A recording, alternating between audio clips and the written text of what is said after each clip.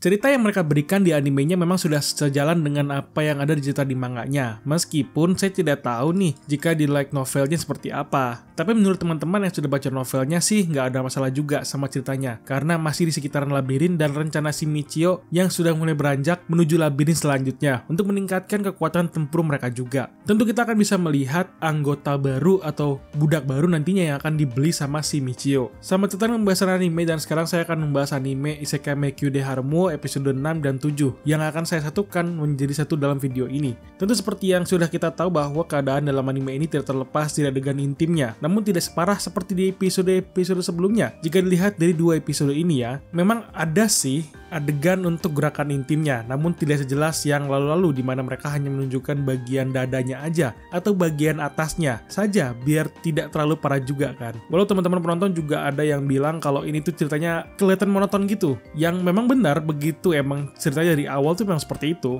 Berantem dengan monster enak-enak, berantem dengan monster lagi enak-enak lagi, ya seperti itu ceritanya.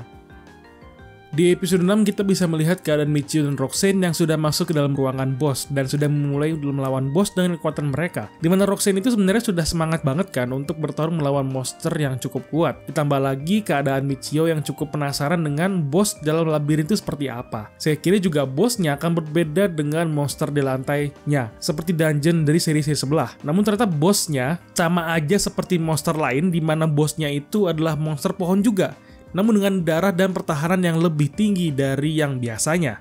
Dalam pertarungan pun, di sini kita bisa melihat Roxane yang cukup hebat dalam bertahan dan mengelak dari serangan bos yang sedang dilawan. Ketika berhasil melawan bosnya, mereka mendapatkan drop berupa daun yang membuat Roxane mendapatkan job sebagai herbalis, yang membuat Michio berpikir apakah dia juga bisa mendapatkan job seperti itu jika dia memungut drop dari bosnya juga. Dan ternyata bisa ya ketika mereka mengalahkan si bos untuk kedua kalinya. Tentu hal ini membuat Michio semakin fleksibel dalam bertarung ya, karena dia ketika mendapatkan job herbalis, dia bisa membuat drop daun itu menjadi obat penghilang racun, yang membuat Michio itu kaget mengenai ada monster yang bisa memberikan efek racun ke lawannya, yang dia kira mungkin nggak ada di dunia itu ya. Tapi kan logikanya aja nih, bahwa kalau ada herbalis, pastinya yang berawal dari racun juga ada di dunia itu.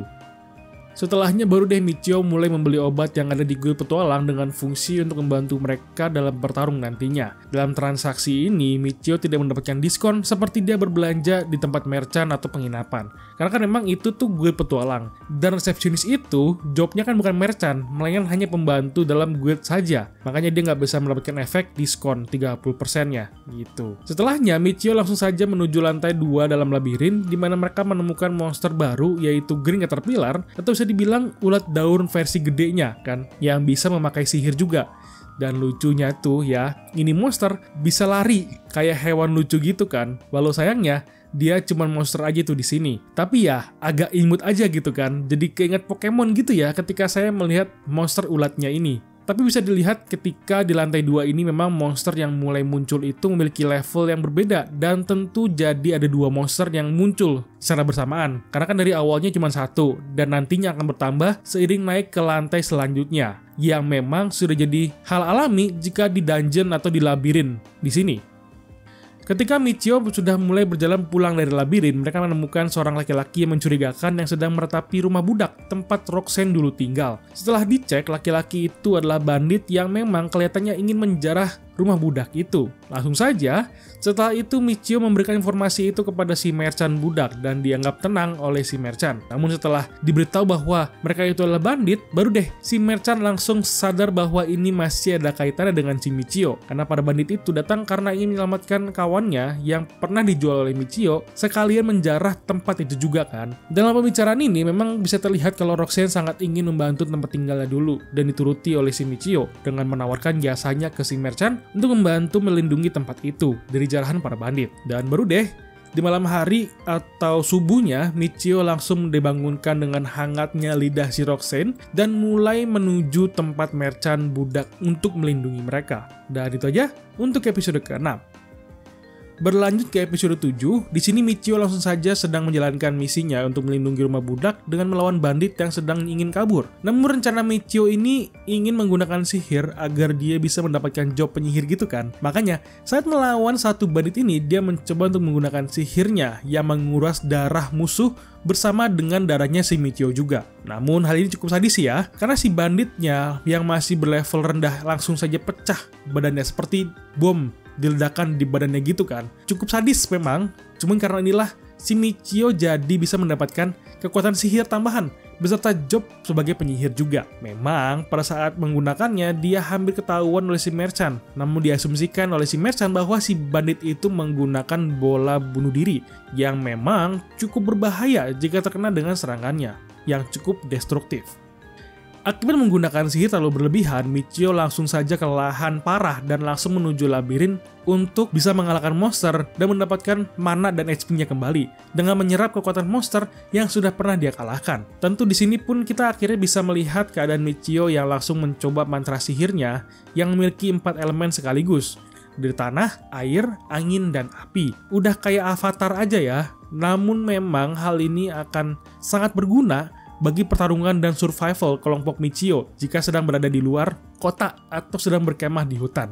Soalnya di sini bisa terlihat kalau sihir yang digunakan oleh Michio itu bisa digunakan sebagai pembantu di kehidupan sehari-hari. Seperti air yang bisa dibuat oleh Michio itu bisa diminum karena itu kan air bersih ya, jadi aman untuk dikonsumsi. Dah itu enak banget udah. Api ada, tanah ada, air ada. Udah cukup enak lah ya. Baru deh setelahnya, Michio langsung saja melawan bos lantai 2 yaitu cacing raksasa lagi sebagai bos lantai 2-nya. Di lantai 3, kita bisa melihat monster baru yang memang baru saja muncul di sini, yaitu adalah kobold yang saya kiranya awalnya itu adalah goblin. Soalnya saya lihatnya aja bentuknya kayak goblin kan. Kalau kobold kan itu berbulu-bulu kayak anjing gitu. Tapi yang ini kayak goblin malahan. Waduh. Dan lagi, drop item kobold ini cukup berguna untuk masak seharusnya ya. Yaitu adalah batu garam yang cukup murah. Jika dijual tentunya. Gak cuman garam, kobold juga bisa ngedrop item seperti pisau lipat yang pernah menjadi senjata mereka. Cukup modern juga ya, mereka punya pisau lipat gitu di situ. Setelahnya baru deh mereka bisa kembali ke guild petualang di mana mereka bisa menjual hasil drop para monsternya. Di sini Michio ada melihat petualang yang menjajakan jasanya untuk menggunakan warp ke ibu kota kekaisaran, di mana hal itu akan sangat membantu Michio untuk menuju tempat yang ingin ia pergi dengan mudah. Makanya di sini Michio langsung disarankan oleh Roxanne untuk ke ibu kota dan langsung menuju kota Kuratar, yaitu kota yang memang menjadi kota tujuan Michio. Baru deh setelahnya, Michio langsung bisa menggunakan warp dari skillnya sendiri dengan mudah karena dia sudah pernah kesana sebelumnya. Nah, setelahnya, Michio yang sudah kelelahan langsung saja menuju penginapan dengan Roxanne dan melakukan adegan enak-enak hingga mereka puas. Walau di sini kita untungnya hanya diberikan adegan yang cukup standar untuk anime ecchi gitu ya, karena sepertinya studio sudah mulai main aman gitu. Tapi seharusnya sudah bisa memuaskan rasa penonton yang sedang mengepakkan sayap burungnya gitu ya. Oke, itu aja pembahasan mengenai anime Isekai Mekyu de Harem episode ke-6 dan 7.